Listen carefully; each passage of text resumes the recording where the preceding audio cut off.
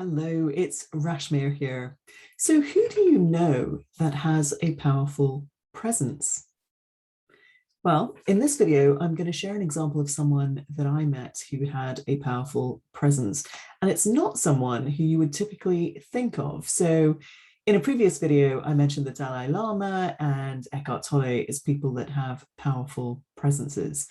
And so we often think of people who have a deep spiritual practice, who've been practicing for a long time, who've done a lot of inner work, who maybe have had an enlightenment experience as the kind of people that have very powerful presences. Remember, I'm talking about presence in a holistic sense rather than simply about executive presence or whether someone is famous or well known. That's not what I'm talking about here. It's something deeper than that. It's something more felt than that it's quite transformative.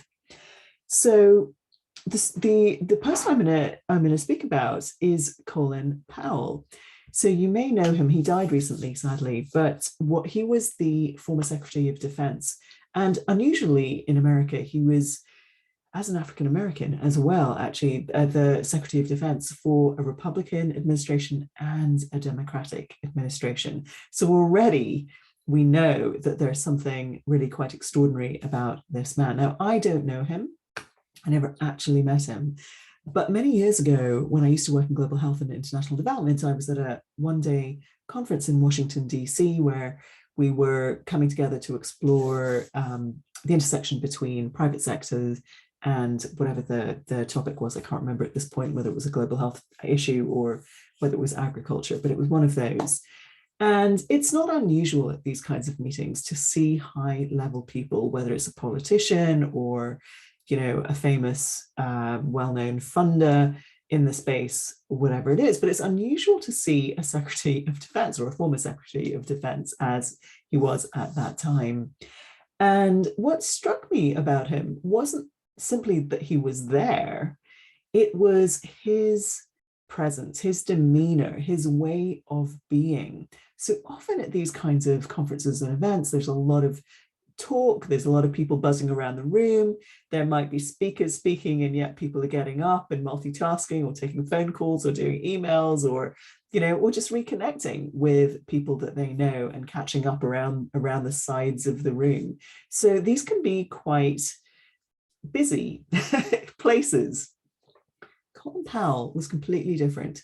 As far as I can remember, he sat still pretty much the whole day. He may have been taking notes. I wasn't watching him closely enough to notice that.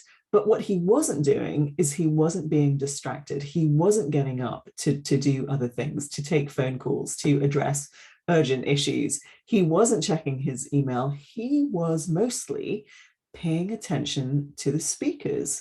And really, really, he was powerfully present. And that was part of what was giving him this sense of presence that was striking to me. So I share this example because I hope that you are taking away that you don't have to have reached enlightenment or have done years and years and years and years of meditation in order to cultivate presence. We can all start cultivating presence by practicing being fully present in any given moment, letting go of the distractions, managing our attention, managing our focus, and being there, present to whatever is happening in the moment. So if that was useful or you enjoyed this video, please either feel free to leave me a comment or like this video. That always helps get it up in the rankings and therefore enables more people to find it and watch it. I will see you in the next video. Thanks very much.